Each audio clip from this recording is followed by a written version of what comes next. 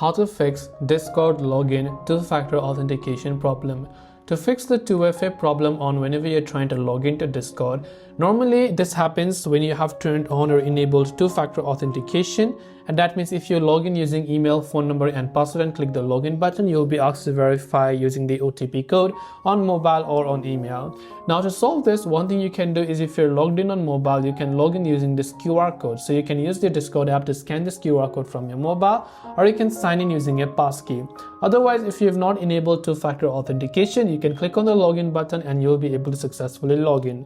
If you forgot your password, you can click on the forgot your password, which will send a reset link on your email. So then you can go to your email and log into your email, and over there you should be able to see the login link from Discord, which you can choose to reset your password as well.